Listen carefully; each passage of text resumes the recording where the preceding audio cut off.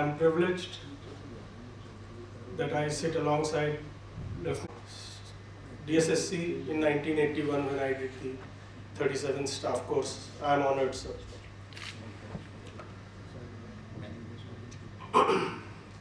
Ladies and gentlemen, I am an accidental speaker to this event. And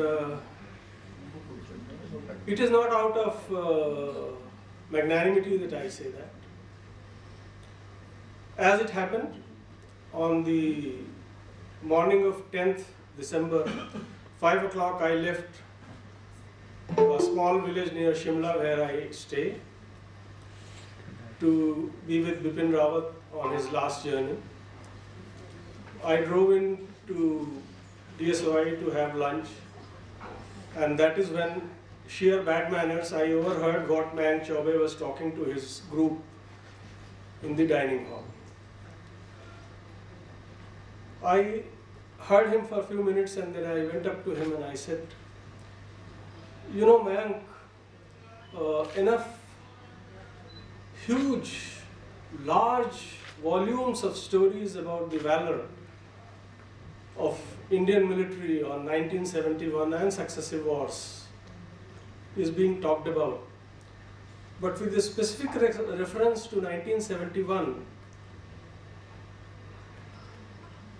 as a soldier, as an Indian, I feel ashamed that we hardly talk about the 54 prisoners of war whom we left behind till date. Mayank was magnanimous and he said, sir, would you like to join the... Although I had a commitment to go back, but since this was extremely important event and close to my heart, I chose to stay back and join. And as I speak, it is without any intention to question or blame the powers that were or that be or that are. But we cannot defend the indefensible by saying anything that, oh, we did everything conceivable to get our 54 prisoners of war, but alas, we couldn't get any of them back. I do not know if in this small audience anybody knows a prisoner of war family. I know one, so I know the trauma of the family. And the trauma of the family, apart from still waiting, there is no closure.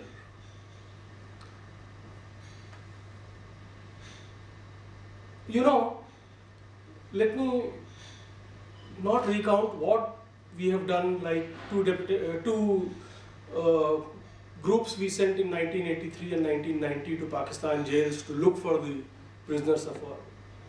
Some kind of a joke. Do you really believe that Pakistanis would have shown the prisoners of war to the delegations that went from India? And I say this because that time I happened to be in Iraq. And during a 15th August 1983 meeting, it was being discussed by the DAs. And I'll share only one part of that conversation. One DA asked me, have you got your prisoners of war back? There were a few other DAs, and coincidentally, the Vietnamese DA, he narrated something. I didn't know it till then. 1979 war of China and Vietnam, apart from the fact that Vietnamese gave nice pasting to China, when the war came to an end, on record, there were 1,636 prisoners of war, Vietnamese prisoners of war with China, and 238 prisoners of war, Chinese with Vietnam.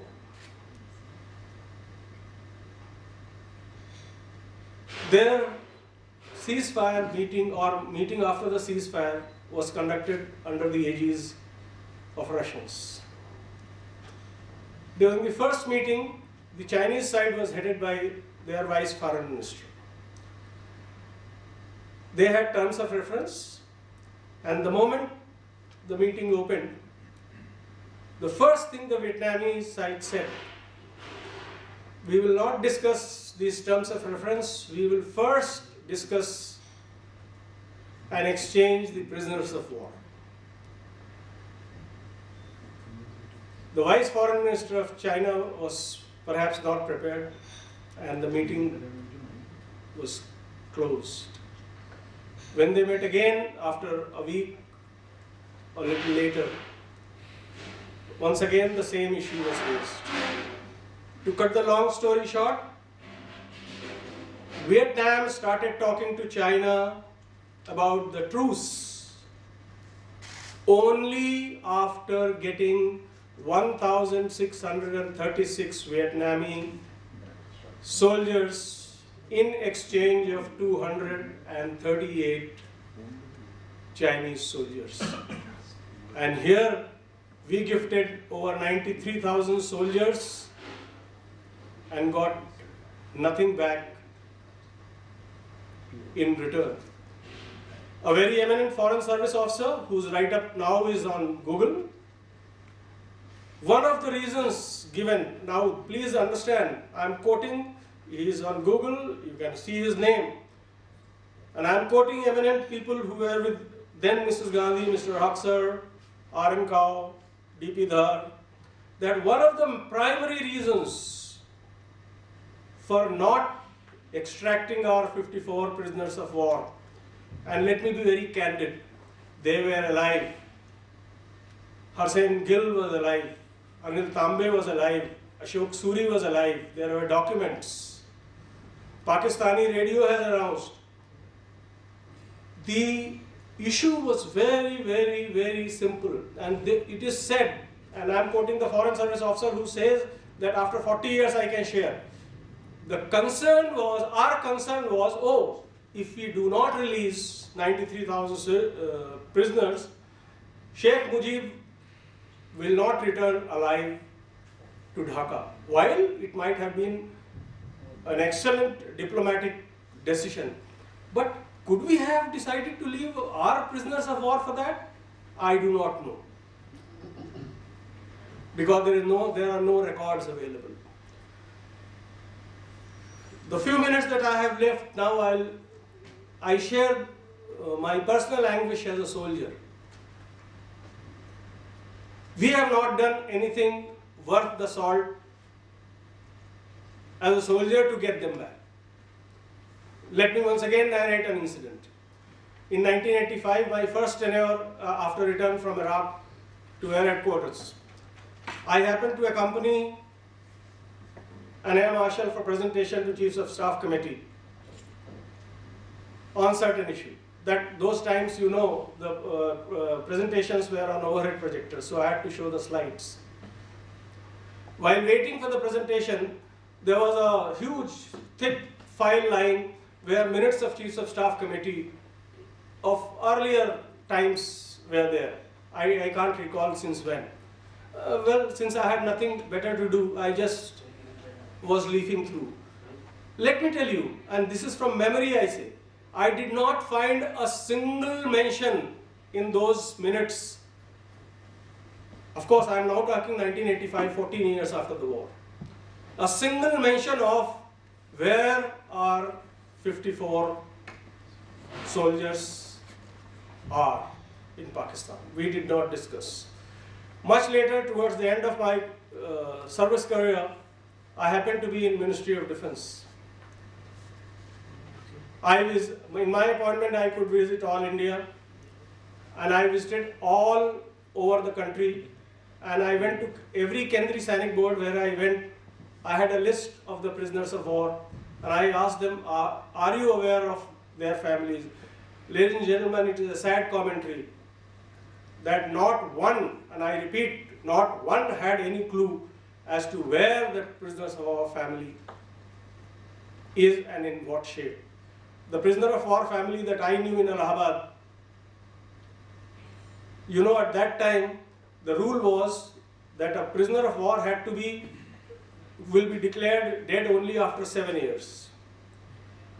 To get that lady a party pension of 157 rupees, it took 2 years. I was a little baby, I was a flying officer, I could, but then whatever little contacts that we could.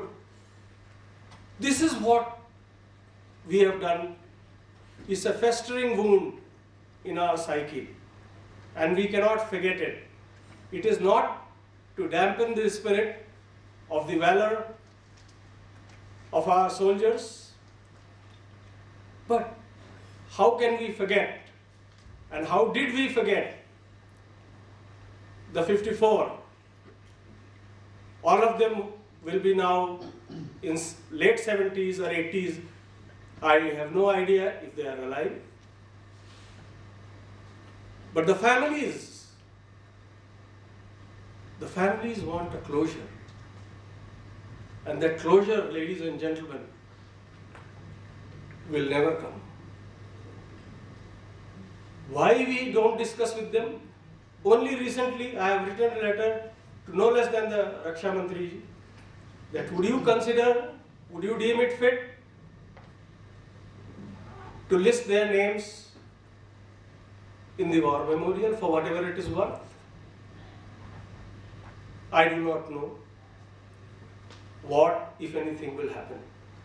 But the fact remains that we cannot absolve ourselves of responsibility of having forgotten